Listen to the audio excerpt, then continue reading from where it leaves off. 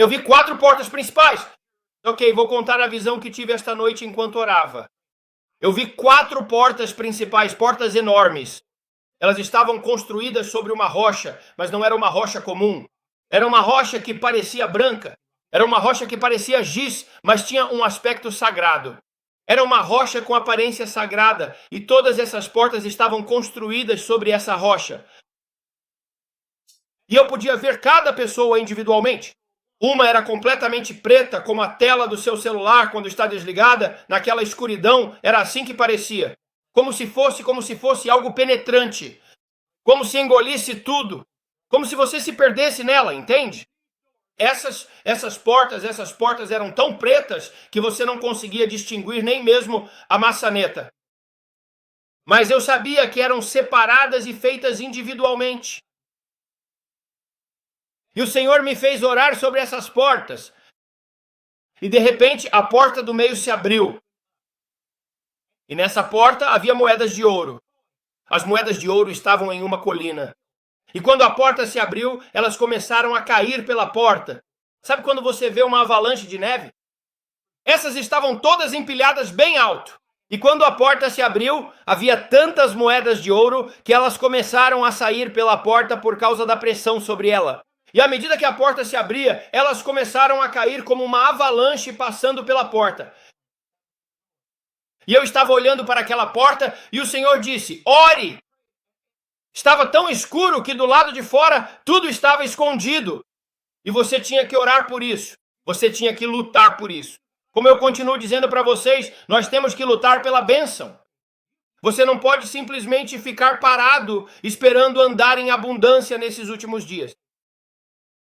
É como se soubéssemos que Satanás, o seu ponto forte, a sua especialidade é sobre as finanças.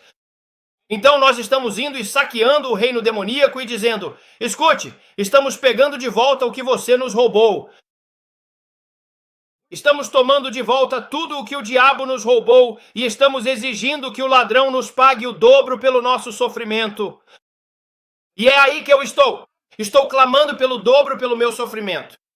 Tudo o que você tem roubado de mim por tanto tempo. Quantos? E o Senhor disse: clame. Seus ancestrais finalmente estávamos orando sobre isso. Eu nem sequer tornei isso público. Eu não sei se devo. Mas o Senhor nos disse, Ele disse: clame também pelas sementes dos seus ancestrais.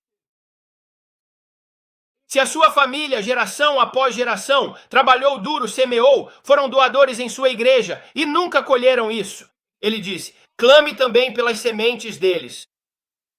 Clame pelas sementes deles, se eles nunca colheram, porque sementes não morrem. Ele disse que elas ficam dormentes, às vezes na terra, ou se estiverem em um lugar escuro, não vão crescer até que a luz as alcance. Ou a não ser que a água as alcance, você pode colocar a semente ali. E ele disse: fale com essas sementes antigas para colherem uma colheita, Brandon. Pois há uma riqueza geracional vindo para o corpo de Cristo, se você se apoderar dela. Para este último derramamento de finanças. Para uma transferência de colheita do tempo do fim. E a irmã Billy disse: eu não sabia se isso era bíblico ou não. Ela disse isso porque você sabe, a gente sempre quer saber se está fora do caminho. Você sabe, algumas dessas pessoas estavam crendo por algo. E se não está na palavra, você não pode ir contra o que a palavra diz. Então, a irmã Billy Graham, que escreveu esse livro sobre o qual estávamos falando ontem, que a Diana leu, ela é mais velha. E eu sempre respeito meus mais velhos. E então ela começou a pesquisar toda a base bíblica para uma transferência de riqueza do tempo do fim. E ela diz: está lá, está na palavra. E ela encontrou tudo, ela percorre o grego. Ela é brilhante quando se trata dessas coisas. E é por isso que eu adoro quando você pode conversar com ela e nunca ter uma conversa realmente interessante sobre a palavra. Ela está cheia de palavras. Então eu vi essas 4 portas. E enquanto eu orava, o Senhor disse: isso acontecerá no tempo certo. É isso, está escondido. Está na escuridão. Você tem que orar e lutar por isso e trazê-lo para a luz. Enquanto você ora, eu vi a porta de ouro se abrir e todas essas moedas. E então eu vi a porta de prata se abrir e a prata começou a cair. E eu perguntei: quais são as outras 2 portas? Eu ainda não sei, mas enquanto eu orava, o Senhor estava me mostrando, e isso não é um conselho financeiro. Não estou dizendo para você comprar prata, não estou dizendo para você comprar ouro. As pessoas dizem, você está me dizendo isso? Não, não te disse nada, só disse que viu que estava atrás da porta e pelo que oro, ok? Então você também reza e pergunta a Deus o que Ele está lhe dizendo, porque eu ainda estou tentando perguntar a Deus qual é o sentido de tudo isso, ok? Enquanto eu orava, vi essas portas se abrirem. Então eu vi 2 portas aqui e elas representavam algo. Mas enquanto eu orava, eu conseguia ver esses fios da Power, 4 fios elétricos. E todos estavam em um poste de energia elétrica. E o interessante era que o poste estava tão escurecido que você mal conseguia perceber que era um poste de energia. Os fios elétricos eram como os fios que vemos na Terra. Tipo, aqueles que vemos indo para nossas... Eu estava tentando mostrar isso para eles. Como um cabo de extensão enegrecido, mas era uma extensão preta, como um fio preto. Tá tudo bem, filho. É um cabo preto. Isso garantia que cada porta estivesse funcionando e recebendo energia. E o Senhor disse, acione o interruptor. Acione o interruptor. E eu comecei a interceder por isso. E quando comecei a enxergar, era como se fosse um cordão preto. Obrigado, Braden. É um fone de ouvido preto. Pode ficar com eles de volta, amigo. Obrigado. Mas enquanto eu orava, o Senhor disse, ore sobre isso. Então eu apenas, eu recebo essas tarefas e você sabe, eu sou como um menino. A mulher lá na frente está liderando e indo para uma direção totalmente diferente. Mas eu estou lá atrás, com meus calcanhares fincados no chão, bem firmes no chão. Eu fico tipo, não, espera aí, precisamos parar aqui porque eu quero ver mais. E eu não estou liderando, então eu só fico assim, estou tentando. Me disseram para não esquecer isso, você tem que lembrar disso.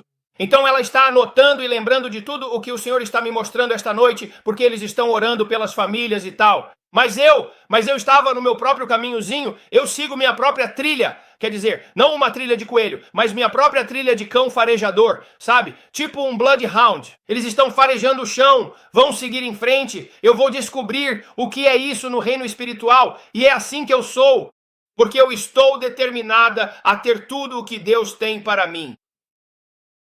Estou determinada a garantir que não falte nada de bom para a minha família. Que nós estaremos do lado da bênção, que estaremos desse lado, de excessivamente, abundantemente, que temos o que é preciso para conseguir. Nós somos lutadores. E o Senhor me disse, Ele falou enquanto eu orava sobre isso, e o Braden estava preparando tudo. Ele disse, Brandon, eu estou reunindo ainda mais os finalizadores. Vocês, intercessores de oração que vêm aqui, não são apenas pessoas comuns de oração. Ele guardou o melhor para o final.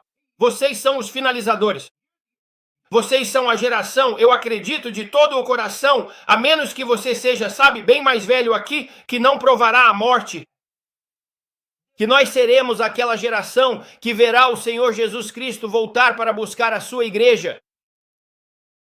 Mas Ele nos trouxe aqui para um tempo como este, não apenas para ficarmos sentados assistindo o fim dos tempos acontecer ao nosso redor, mas para orarmos sobre isso. E para termos uma missão para auxílio e assistência angelical. Que não estamos apenas sentados inativos dizendo, Deus, o que tiver que ser, será, com certeza. Claro, não, o céu não está caindo, as coisas não estão desmoronando. Nós temos isso, nós temos autoridade, e é por isso que trouxemos isso para você. Você deve usar sua autoridade nestes últimos dias.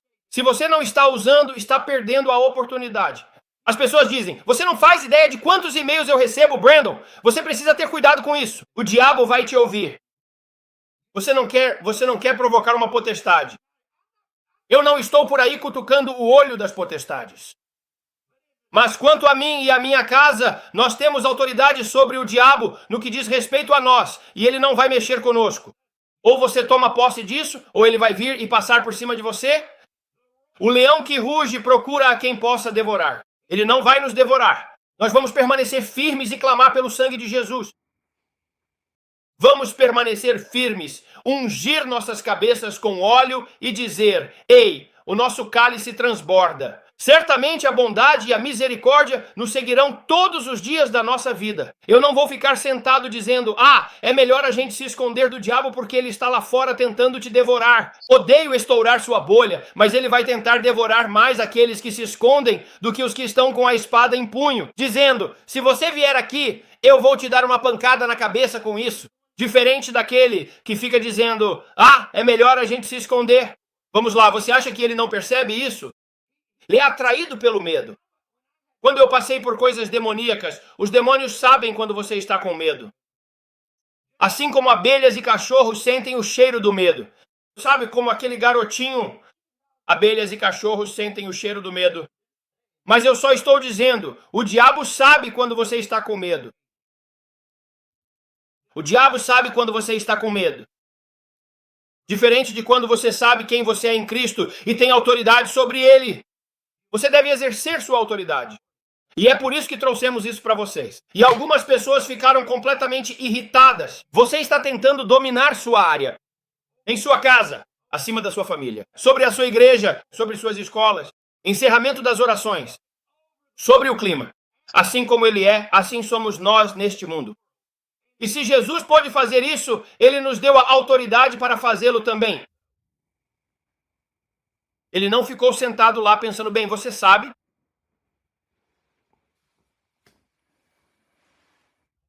Eu fico irritado com isso. Eu fico irritado com essa falta de coragem, sem ter uma espinha dorsal firme como uma alavanca. Se não lutarmos e defendermos aquilo em que acreditamos, vamos perder. E eu estou dizendo a vocês, o corpo de Cristo é o sal desta terra. E nós devemos fazer o que for preciso. Somos nós que somos os grandes restritores. Eu acredito que o Espírito Santo faz isso. Cristo em nós, a esperança da glória. Cristo em você. Nós somos os que restringem o mal. Temos autoridade para ligar e fazer o que precisa ser feito para cumprir a missão desta colheita do fim dos tempos. Pelas finanças. Por tudo o que for necessário. E a única razão pela qual os Estados Unidos estão do jeito que estão é porque a igreja fica parada, com a cabeça enfiada na areia, dizendo, o que tiver que ser, será. Bem, não precisamos nos envolver com política, irmão. Você precisa ficar fora disso. Não, eu vou me envolver com política. Eu vou votar em homens e mulheres justos para assumirem cargos públicos. Que defendam o que nós defendemos contra o aborto, contra a homossexualidade, contra essas coisas. Sabe por quê? Porque todas essas coisas são pecado e levam você à morte. Levam você ao inferno. E alguém precisa te dizer a verdade. Se ninguém te disser a verdade, você vai dizer, não me avisaram, meu sangue está nas suas mãos. Mas se eu aviso e você vai para o inferno, a responsabilidade é sua. Mas pelo menos eu te disse que você vai para o inferno e que precisa se arrepender e abandonar seus caminhos perversos, para que você realmente possa mudar um pouco. E você possa ter a oportunidade de fazer uma escolha. É nosso dever te dizer a verdade. A Bíblia está realmente viva. E eu te digo, ela realmente nunca mudou de verdade. O que Deus defendia naquela época é o que ele defende agora. Só porque temos um evangelho frouxo e muita gente que não quer te dizer a verdade, que Jesus Cristo está voltando e ele virá buscar uma igreja gloriosa. Sem mancha nem ruga não significa que não vai acontecer, só porque eles não estão te dizendo. Mas se você vier aqui, eu sou o atalaia no muro, te alertando e gritando o mais alto que posso, dizendo que Jesus Cristo está voltando e que você precisa se arrepender. Você precisa se arrepender e se afastar dos seus maus caminhos. Porque se não fizer isso, você vai queimar no inferno para sempre. Isso é ruim? Não, sou eu que estou te dizendo a verdade. E você não quer ouvir isso. Eles ficam bravos. Bem, vamos desligar a sua internet. Bom, tchau. Tchau. Ao menos eu te avisei. Você ouviu isso bem antes de me desligar. Não quero ouvir isso, irmão. Você é radical demais. Estou tentando dizer a vocês que Jesus Cristo está voltando. Isso é radical. Assim como Paul Revere gritou na calada da noite, correndo e avisando todos os Minutemen, dizendo, ei, os britânicos estão chegando. Os britânicos estão chegando. Eu sou o Paul Revere desta geração, cavalgando na calada da noite, dizendo a vocês que Jesus está vindo, Jesus está vindo. Você precisa preparar a sua casa, você precisa preparar o seu barco, porque assim como nos dias de Noé, assim será quando o Filho do Homem voltar. E eu estou dizendo a vocês, olhem ao redor, pessoal. Olhem ao redor de vocês. Guerras e rumores de guerras, pragas e pestilências, terremotos em diversos lugares. Hoje tivemos um nas Filipinas. Hoje tivemos um no Afeganistão. Em diversos lugares estamos tendo esses terremotos. E muitas pessoas estão tão dessensibilizadas a tudo isso, porque ouvimos sobre isso o tempo todo, você acaba achando que é apenas o normal. E como um sapo em uma panela, à medida que a água vai esquentando cada vez mais, você nem percebe que está sendo cozido vivo, você precisa perceber. Onde estamos? Os sinais dos tempos e a vinda do Senhor Jesus Cristo. É hora de nos prostrarmos diante de um Deus santo e dizer: Deus, tem misericórdia desta geração.